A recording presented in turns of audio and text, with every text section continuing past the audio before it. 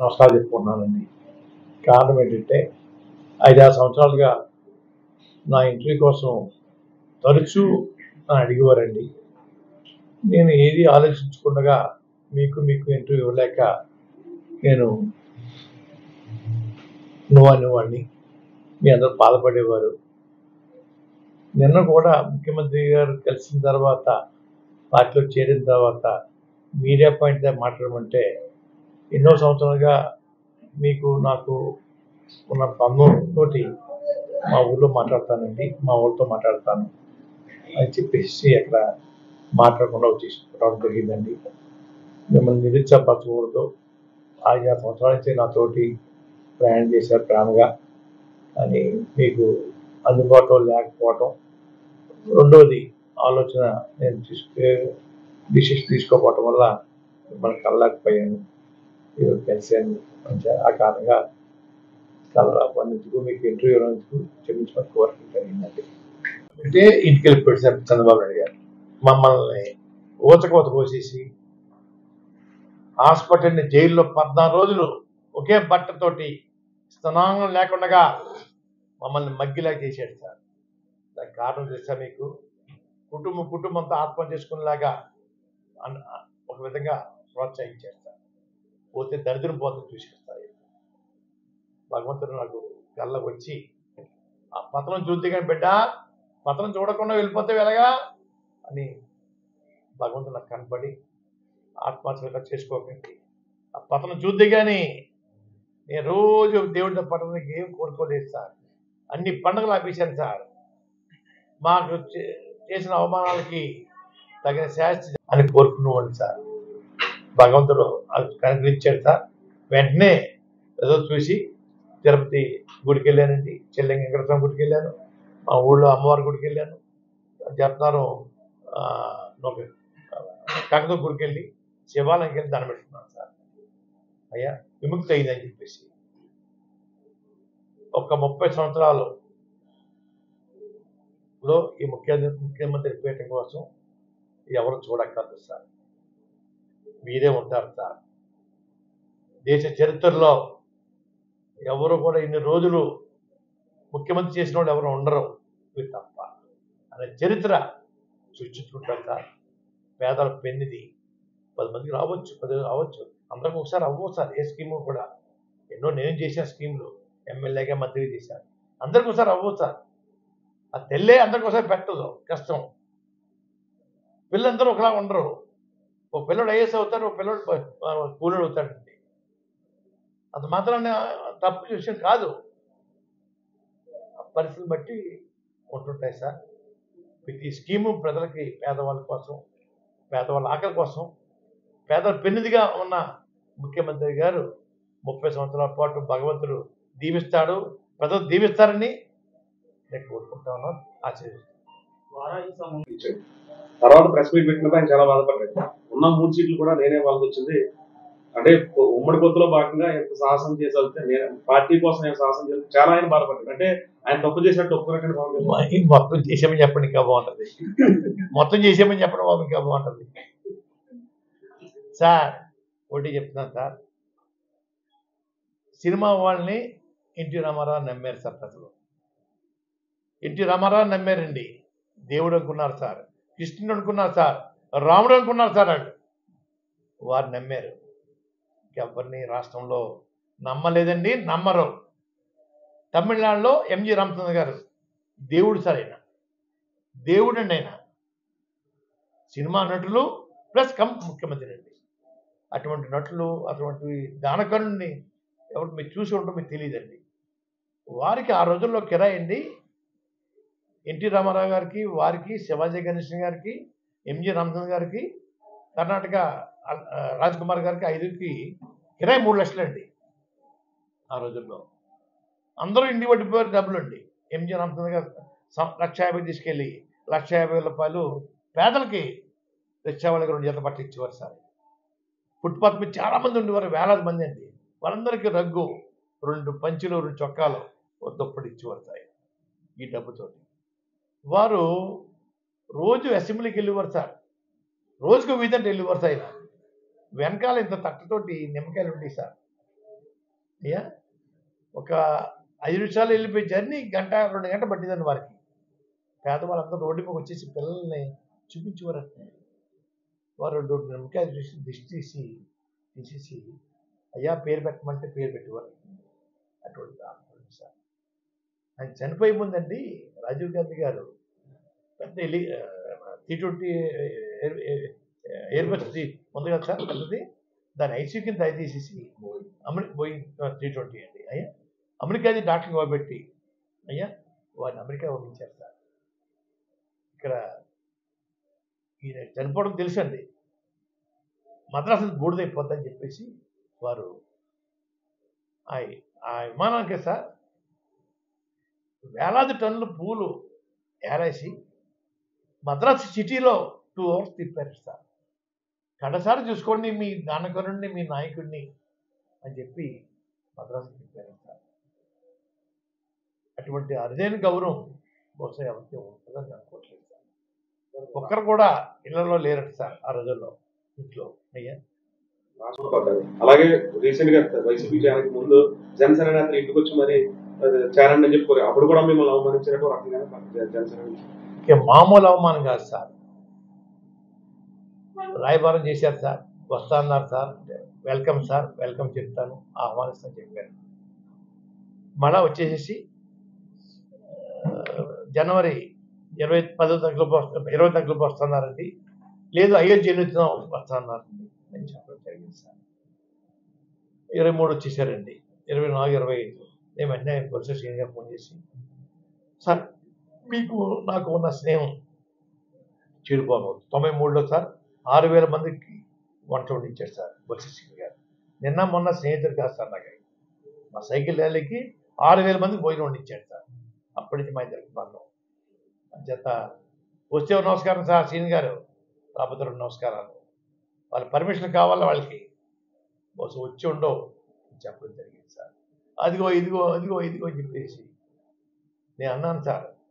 తర్వాత వాసు గారు ఆయన వచ్చారండి, కలుస్తాను ఎందుకంటే 70-80 సీట్లు పొడి చేయండి, ముఖ్యమంత్రి షేరింగ్ అడగండి, నేను శరీరం దాచుకోకుండా పని చేస్తాను చెప్పాను. 20 సీట్ల కోసం నన్ను ఎందుకు ఆహ్వానిస్తారు? ఎందుకండి దేనికోసం సేవ చేయాలా? మీకు ముఖ్యమంత్రి ఎట్లా చెప్పండి. ఫస్ట్ మీకు ముఖ్యమంత్రి మీకు 2, 3 చంద్రబాబు నాయుడు గారు పంచుకుందాం, 70-80 సీట్లు తీసుకోండి అని ఆఫర్ చేసి ఉంటే అప్పుడు చెప్పండి సార్, చేస్తాను. ఇంకోటి కూడా చెప్పాను సార్ వాసు గారికి, అయ్యా వాసు గారు, చంద్రబాబు నాయుడు గారు జైలుకి వెళ్ళిన తర్వాత వారికి పూర్తిగా భూస్థాపితం అయిపోయింది. పవన్ కళ్యాణ్ గారు జైలుకి వెళ్ళి చూసి వచ్చిన తర్వాత బయటకు వచ్చి భరోసా ఇచ్చిన తర్వాత గ్రాఫ్ విపరీతంగా పెరిగిందండి. మీ వల్ల పెరిగింది గ్రాఫ్. చంద్రబాబు నాయుడు గారు ఏం చేయాలా? కళ్యాణ్ గారు జరిగిపోయింది, ఇద్దరు ఆఫ్ పొడి చేసుకుందాం, ముందు మీరు 2 తీసుకోండి, తర్వాత నాకు 3 ఇవ్వండి అని అడిగి ఉండాలా వాసు గారు? అటువంటి మాట కూడా పొందడానికి మీకు అర్హత లేకుండా పోయిందే, కానీ మీరన్నా అడగాలి కదా. లేనప్పుడు నేను ఏం చేస్తాను? 20 మంది కోసం ఏం చేస్తాను సార్ సర్వీస్ నేను? అలాగే బీజేపీ వారు అడిగారు సార్, మిథున్ రెడ్డిగా వస్తున్నారనుకోండి బీజేపీ నుంచి ఫోన్ మీద ఫోన్. నేను అన్నానండి, నాకు మా అబ్బాయికి మంచి పదవులు ఏమొద్దు, మా కుటుంబం కోసం కాదు, మీరు 175 సీట్లు పోటీ చేస్తాను చెప్పండి, నేను పనిచేస్తాను. 175 సీట్లకి మంచి హైప్ రావాలంటే చెప్పండి, నేను చెప్తాను. 3. 1 స్టీల్ ప్లాంట్ ప్రభుత్వం ఆధీనంలో ఉంచుకుంటామని చెప్పండి. 2 ప్రత్యేక హోదా ఇవ్వండి. 3 పోలవరం ప్రాజెక్ట్ మేము కేంద్రం టేకప్ చేస్తాం అని చెప్పండి. అది కూడా ప్రధానమంత్రి గారు, హోమ్ మినిస్టర్ అమిత్ షా గారు మన ఆంధ్ర వచ్చి బహిరంగ సభ చెప్పండి, మీకు సర్వీస్ చేస్తాను. 5 సీట్ల కోసం 6 సీట్ల కోసం మీరు త్యాగం చేయకండి, నన్ను లాక్కండి రోడ్డు మీద, అన్నీ పొడి చేయండి, నేను చర్య దర్శకులు చేస్తాను. 4వ స్టేషన్ కూడా ఇద్దాం అనుకున్నాను సార్, వద్దులే అని చెప్పి మానేశాను సార్. వద్దులేండి కాదు, వారి ఆశీస్సులతో వారి ప్రేమతో నిన్న రోజున గౌరవ ముఖ్యమంత్రి జగన్మోహన్ రెడ్డి గారి సమక్షంలో నేను పార్టీలో చేరడం జరిగిందండి. ఇది 14 తారీఖున జాయిన్ అవ్వాలి. ఏదో కొద్దిమంది తోటి వెళ్దాం అనుకుంటే విపరీతమైన స్పందన వచ్చి సుమారు 3-4 వేల వెహికల్స్ కార్లతో ప్రయాణం చేయాలని ఎక్కడికక్కడ ఉత్సాహం ఉండటం వల్ల నేను భయపడ్డానండి. ఒక పక్క పిల్లలు పరీక్షలు అవుతున్నాయి. ఈ పరీక్షల్లో వాళ్ళు పరీక్ష కేంద్రానికి వెళ్ళటానికి ఈ మా ర్యాలీ చాలా ఇబ్బంది కలిగించేస్తుందనే ఉద్దేశంతో అదొక కారణం అండి. అలాగే రెండోది, ముఖ్యమంత్రి గారి దగ్గర అంత ప్లేస్ లేదు, సెక్యూరిటీ పాయింట్ ఆఫ్ వ్యూలో ఎంతమందిని ముఖ్యమంత్రిగా చూడడం కష్టం అని చెప్పేసి అదొక మెసేజ్ రావటం అండి. ఎంతమంది రావాలి, ఇంతమందిని చూడాలి, ఇంతమందిని వచ్చినప్పుడు చూడాలంటే అందరినీ చెక్ చేయాలి, సాధ్యపడదండి. వారు వెళ్ళినది కూడా చెక్ చేయాలి, అసాధ్యం ఇది చెప్పడం వల్ల పిల్లల భవిష్యత్తు దృష్టిలో పెట్టుకొని ముఖ్యమంత్రి గారి యొక్క మాటలు దృష్టిలో పెట్టుకొని 14 తేదీన వాయిదా వేసుకొని నిన్నటి రోజున వారి సమస్యలో చేరడం జరిగిందండి. పోస్టింగ్లు ఎప్పటికి కూడా చెప్పుకుంటాను. నా నా రక్తం ఎర్రగా ఉన్నంత కాలం నా భిక్ష, మా రాజకీయ భిక్ష పెట్టింది మా పత్తిపాటి ప్రధానికి చెప్పుకుంటాను. ఎవరి భిక్ష కాదు, వారి భిక్షతోటి ఉద్యమాలు చేసాం. ఎప్పుడు ఏ ఉద్యమం చేసినా కూడా బీసీలు దళితులే ముందు ఉంటారండి. సైకిల్ ర్యాలీ చేశారండి. 6,000 మంది సైకిల్ ర్యాలీలో 4,000 మంది బీసీలు దళితులండి, గిరిజనులు, ఇతర కులాలు. 2,000 మందే కాపులు. కాపులు ఇచ్చేటి ఈ 4,000 మంది ఇతర కులాలు ఏంటి అని ఆశ్చర్యపోయారు. నాకు ఇప్పుడు ప్రోత్సాహం వీళ్ళే. ట్రైనింగ్ ఇవ్వడం కోసం నేను అనుకున్నాను. ఏ ఆశ లేకుండా మీ పార్టీలోకి వస్తాను, మీ పార్టీ బలపెట్టిన ప్రయత్నం చేస్తాను. ఇంకోటి కూడా చెప్పాను సార్, 2018లో కవర్ చేశాను సార్. మీ ఆఫీస్ మాకు అప్పచెప్పండి, మీరు హైదరాబాద్లోని విజయవాడ ఉండటం కాదు, ఎన్టీ రామారావు గారు లాగా రథం చెక్కండి, గ్రామాల్లో టూర్ అంతా నేను ప్లాన్ చేస్తాను. 10 మంది మేము ఉంటాం, ఒక జిల్లాకి ఇంత చెప్పిన తెచ్చుకుంటాం, జిల్లాలో ఎవరెవరితో మాట్లాడాలో చూసుకుంటాను. అవసరమైతే నేను వెళ్ళి వారిని అడుగుతాను, మీరు రూట్ తయారు చేస్తాను, హైదరాబాద్లో ఉంటే కుదరదు, విజయవాడలో కుదరదు, తిరగండి అని చెప్పాను సార్. పార్టీ ఆఫీస్ ఆఫ్ చెప్పండి, అది కూడా చెప్పాను సార్. మీ కాపీ కదా, మీ మంచిని కూడా నాకు వద్దు, మీ ఎవరు తాగం, మా ఖర్చుగా ఉంటాం, వారానికి 5 రోజులు సర్వీస్ చేస్తాం. 2018 పెట్టాను సార్, చలనం లేదు సార్. మళ్ళీ మొన్న చూశాను సార్,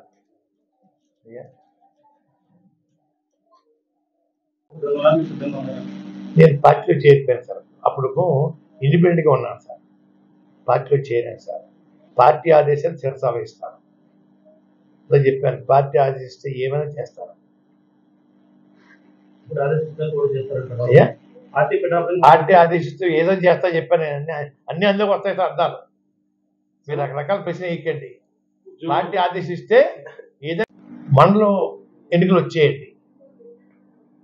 ఎల్లప్పుడు మనం ఓసీ అయిందండి, బీసీ వర్గాల దత్తులుగా గెలిపించానండి, 10,000 మెజార్టీతో గెలిపించాను.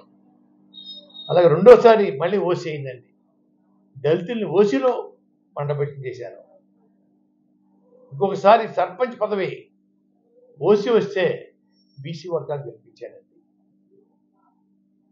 సెంట్రల్ బ్యాంక్ వచ్చేటప్పటికి బొడ్డు భాస్కరరావుకి మెట్లేశానికి పోటీ వస్తే భాస్కరరావు చేశాను. నేను నా వర్గాన్ని, నా మనుషులు కాపాడుకోవడం కోసం ఏదైనా చేస్తానండి.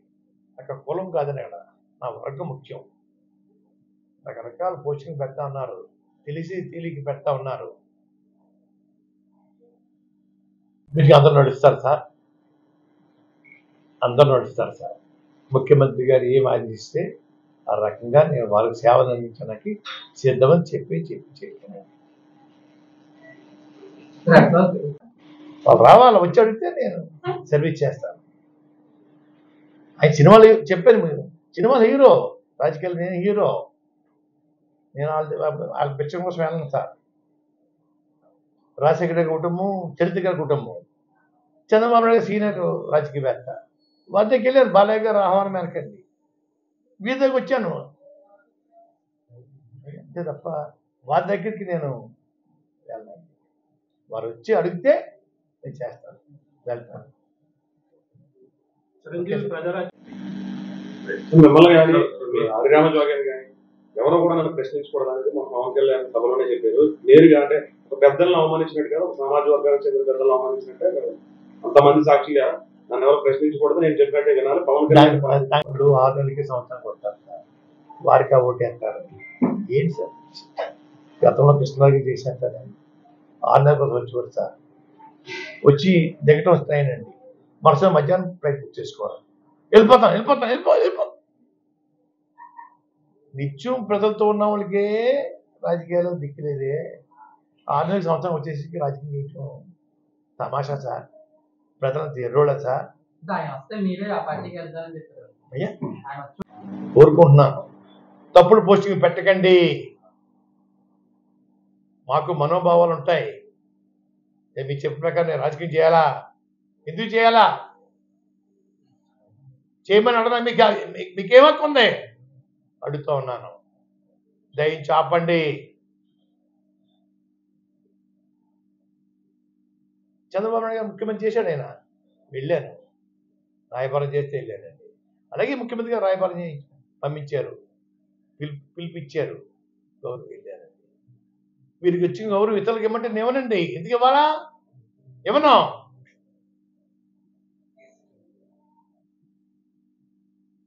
దయించి ఇటువంటి ప్రోత్సహించొద్దని ఆ పెద్దలకు నేను మీ ద్వారా కోరుకుంటా ఉన్నాను. అప్పుడు ఇండిపెండెంట్గా ఉన్నాను సార్, పార్టీలో చేయలేదు సార్, పార్టీ ఆదేశాలు శిరసావహిస్తాను. ఇప్పుడు చెప్పాను, పార్టీ ఆదేశిస్తే ఏమైనా చేస్తాను. పార్టీ ఆదేశిస్తూ ఏదో చేస్తా చెప్పాను, అన్ని అందరూ వస్తాయి సార్ అర్థాలు. రకరకాల ప్రశ్న ఎక్కండి. పార్టీ ఆదేశిస్తే ఏదైనా చేయడానికి సిద్ధం అండి. మామూలు అవమానం కాదు సార్, రాయబారం చేశారు సార్, వస్తున్నారు సార్, వెల్కమ్ సార్, వెల్కమ్ చెప్తాను, ఆహ్వానిస్తాను చెప్పాను. మళ్ళా వచ్చేసి జనవరి 20 తారీఖులకు వస్తున్నారండి, లేదు అయ్యో చెల్లిస్తున్నాం వస్తున్నారండి చెప్పడం జరిగింది సార్. 23 వచ్చేసారండి, 24, 25 ఏమంటే వచ్చేసి ఫోన్ చేసి, సార్ మీకు నాకు ఉన్న స్నేహం చెడిపోకూడదు. 93లో సార్ 6,000 మందికి వంటలు ఇచ్చేస్తారు వచ్చేసి గారు. నిన్న మొన్న స్నేహితులు కాదు సార్, నాకు ఆ సైకిల్ ర్యాలీకి 6,000 మందికి పోయి వండించాడు సార్. అప్పటి నుంచి మా ఇద్దరికి పనులు చేత వచ్చే నమస్కారం సార్ సీన్ గారు, రాబోతున్న నమస్కారాలు, వాళ్ళ పర్మిషన్ కావాలి, వాళ్ళకి వచ్చి ఉండవు చెప్పడం జరిగింది సార్. అదిగో ఇదిగో చెప్పేసి నేను అన్నాను సార్. తర్వాత వాసు గారు వాయిదా వచ్చారండి, కలుస్తాను. ఎందుకండి 70-80 సీట్లు పొడి చేయండి, ముఖ్యమంత్రి షేరింగ్ అడగండి, నేను శరీరం దాచుకోకుండా పని చేస్తాను. 20 సీట్ల కోసం అన్నింటికీ ఆహ్వానిస్తారు. ఎందుకంటే దేనికోసం సేవ చేయాలా? మీకు ముఖ్యమంత్రి ఎట్లా చెప్పండి. ఫస్ట్ మీకు ముఖ్యమంత్రి మీకు 2-3 చంద్రబాబు నాయుడు గారు పంచుకుందాం, 70-80 సీట్లు తీసుకోండి అని ఆఫర్ చేసి ఉంటే అప్పుడు చెప్పండి సార్, చేస్తారు. ఇంకోటి కూడా చెప్పాను సార్ వాసు గారికి, అయ్యా వాసు గారు, చంద్రబాబు నాయుడు గారు జైలుకి వెళ్ళిన తర్వాత వాళ్ళకి పూర్తిగా భూస్థాపితం అయిపోయింది. పవన్ కళ్యాణ్ గారు జైలుకి వెళ్ళి చూసి వచ్చిన తర్వాత, బయటకు వచ్చి భరోసా ఇచ్చిన తర్వాత గ్రాఫ్ విపరీతంగా పెరిగిందండి. మీ వల్ల పెరిగింది గ్రాఫ్. చంద్రబాబు నాయుడు గారు ఏం చేయాలా? కళ్యాణ్ గారు జరిగిపోయింది, ఇద్దరు ఆఫర్ పొడి చేసుకుందాం, ముందు 2 తీసుకోండి, తర్వాత నాకు 3 ఇవ్వండి అడిగి ఉండాలా వాసు గారు. అటువంటి మాట కూడా పొందడానికి మీకు అర్హత లేకుండా పోయింది. కానీ మీరని అడగాలి కదా. నేనే ఏం చేస్తాను, 20 మంది కోసం ఏం చేస్తాను సార్ సర్వీస్. అలాగే బీజేపీ వారికి వెళ్తారు, మిథునుడిగా వస్తున్నారు అనుకుంటే బీజేపీ నుంచి ఫోన్ నేను అన్నానండి, నాకు మా అబ్బాయికి మన పదవులు ఇవ్వద్దు, మా కుటుంబం కోసం కాదు, మీరు 175 సీట్లు పోటీ చేస్తే చెప్పండి, నేను పనిచేస్తాను. 175 సీట్లకి మంచి హైప్ రావాలంటే చెప్పండి, నేను చెప్తాను. మూడే మూడు. ఒకటి, స్టీల్ ప్లాంట్ ప్రభుత్వం ఆధీనం ఉంచుకుంటామని చెప్పండి. 2, ప్రత్యేక హోదా ఇవ్వండి. 3, పోలవరం ప్రాజెక్ట్ మీ కేంద్రం టేకప్ చేస్తాం అని చెప్పండి. అది కూడా ప్రధానమంత్రి గారు, హోమ్ మినిస్టర్ అమిత్ షా గారు మన ఆంధ్ర వచ్చి బహిరంగ సభ చెప్పండి, మీకు సర్వీస్ చేస్తాను. 5 సీట్ల కోసం 6 సీట్ల కోసం మీరు త్యాగం చేయకండి, నన్ను లాక్కండి రోడ్డు మీద.